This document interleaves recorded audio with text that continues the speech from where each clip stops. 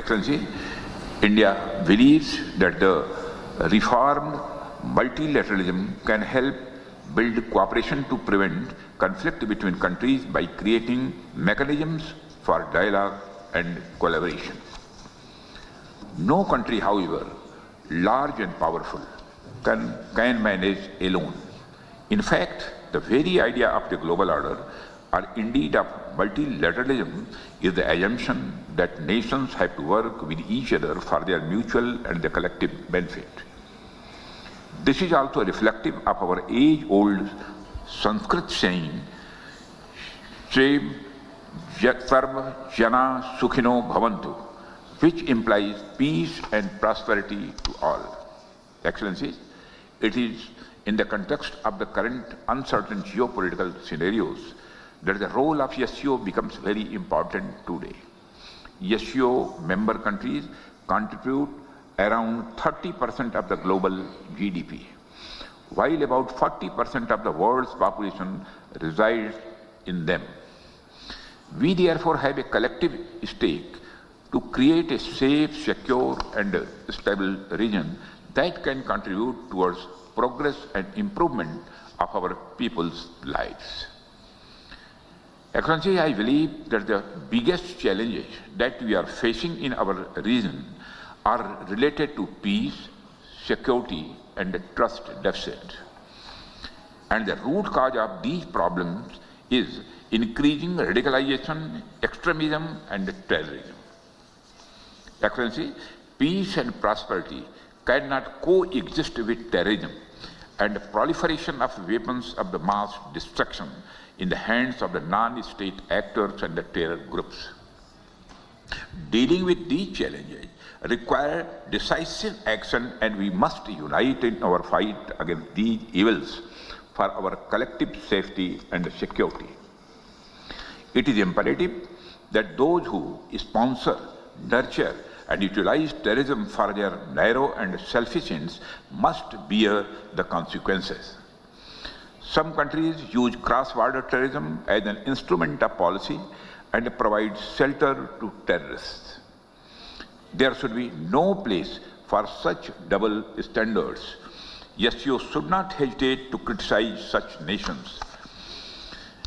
India's zero tolerance for terrorism is manifest today through its actions. This includes our right to defend ourselves against terrorism.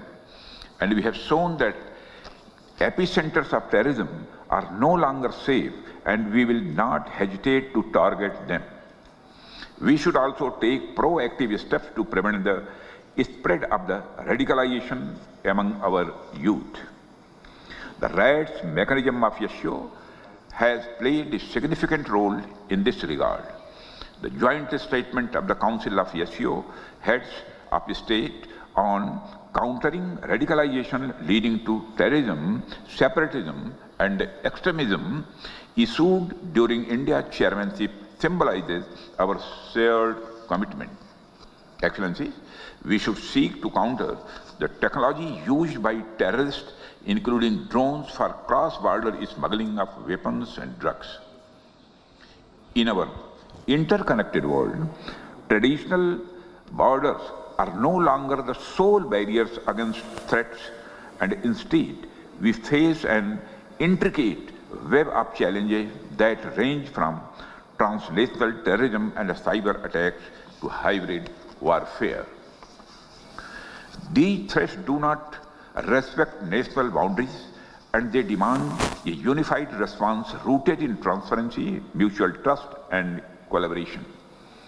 India reaffirms its resolve to fight terrorism in all its forms and manifestations. On 22nd April 2025, the terror group, the Resistance Front, carried out a dastardly and a heinous attack on the innocent tourists in Pahalgam, in the Indian state of the Jammu and Kashmir. 26 innocent civilians, including a Nepali national, were killed. Victims were shot after they were profiled based on the religious identity. The Resistance Front, which is a proxy of UN-designated terror group Lashkar-e-Toiba, claimed responsibility for the attack. The pattern of the Pahalgam terror attack matches with LET's previous terror attacks in India. In exercising its right to defend against terrorism and preempt as well as deter further cross-border terrorist attacks, India on 7th May 2025 successfully launched Operation Sindoor to dismantle cross-border terrorist infrastructure. We reiterate the need to hold the perpetrators, organizers, financiers, and sponsors of reprehensible acts of terrorism, including cross-border terrorism, accountable and bring them to justice. Any acts of terrorism are criminal and unjustifiable regardless of their motivation, whenever, wherever, and by whomsoever committed. SCO members must condemn this evil unequivocally. Excellency, India is committed to increasing its connectivity with the Central Asia. Better connectivity not only enhances mutual trade but also fosters mutual trust. However, in these efforts, it is essential to uphold the basic principles of the SCO Charter, particularly respecting the sovereignty and the traditional integrity of member states. India has been consistent and steadfast in its policy in support of peace, security, and stability in Afghanistan. Our immediate priorities in Afghanistan include providing humanitarian assistance to Afghan people and contributing to Afghanistan's overall developmental needs. As Afghanistan's largest regional development partner, India continues to implement capacity building initiatives for the Afghan people. Excellencies, the COVID-19 pandemic has laid bare the fact that the pandemics recognize no boundaries and that no one is safe till everyone is safe. This is a warning sign of how non-traditional security challenges like pandemics, climate change, food and water security, and associated societal disruption can impact our people's lives. These emerging challenges cannot be addressed without responsible policies and cooperation among nations. India's initiative on Coalition for Disaster-Resilient Infrastructure aims not only at promotion of disaster-resilient infrastructure, but also infrastructure risk management, standards, financing and recovery, etc. It is also an example of how countries are coming together to create and share capabilities to deal with humanitarian assistance and disaster relief.